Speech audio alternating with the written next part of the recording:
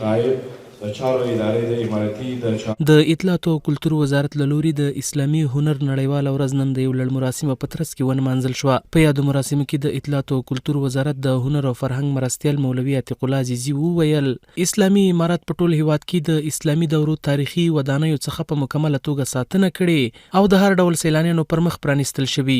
د همدارز ویل هڅه کوو چې اسلامي هنرونه او لاسي صنایع په نورو هیوادونو کې نندارې ته وړاندې کړو. ژمنه کوو چې دغه بېلابېلې قلمي او لاسي ارزښتونه به په ملي او نړیواله کچه پورته کوو.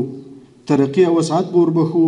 سبک او منهج ته به د نوي نسل او ځوان کول په ګوتو نوره پراختیا ورکوو.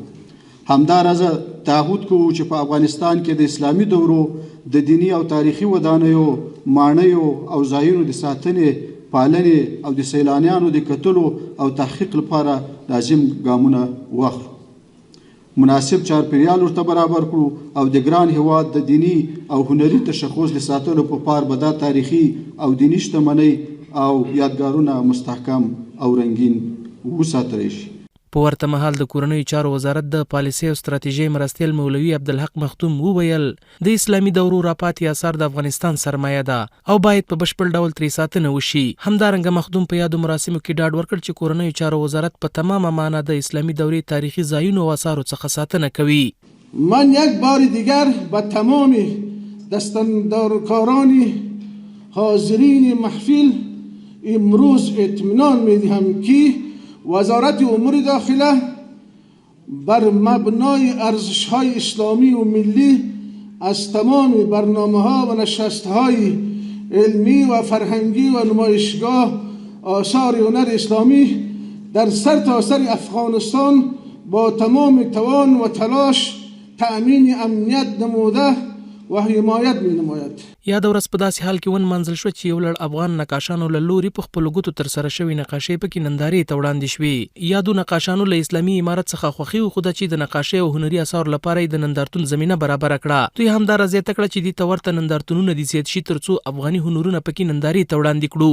این نمایشگاه برای نسل جوان بسیار فایده داره به خاطر که نسل جوان تشویق میشه و امی رقم اونا بیشتر در رشته هنر مخصوصا در بخش خوشنویسی و دیگر بخش‌ها بیشتر کار میکنن، بیشتر تلاش میکنن و امی رقم هنری که مربوط افغانستان میشه، هنر خوشنویسی به مردم جهان آشنا میشه و اونا معرفی میکنن. نمایشگاهان ډیر مهم او ډیر مفید دي. په دې چې هنرمندان علاقه نیسي او بهر ته نه ځي سره خپل مملکت په آباد کی او ډیر هغه لري. هغه ځوانان چې وخت اضافه لري کولی شي چې د ورځې نیم ساعت کار وکړي، یعنی په 2-3 میاشتو کې یو ځای ته رسیږي سره. هم منبع د عایداتي لري، مثلا په بازار کې هم له منحرفه لارو سره ګرځي سره انشاءالله. دا په داسې حال کې د چې تېره ورځ د تخنیکي او مسلکي زده کړو ادارې له لوري د ابتکاراتو او نوښتونو 3 ورځنی ملي نندارتون په لار اچول شوی و چې پکې د افغانستان د 14 ولایتونو ځوانانو خپل اختراع شوي وسایل، وسایط او وسیلې نندارې ته وړاندې کړې. محمد عمران سرکوټوال، حریت نیوز، کابل.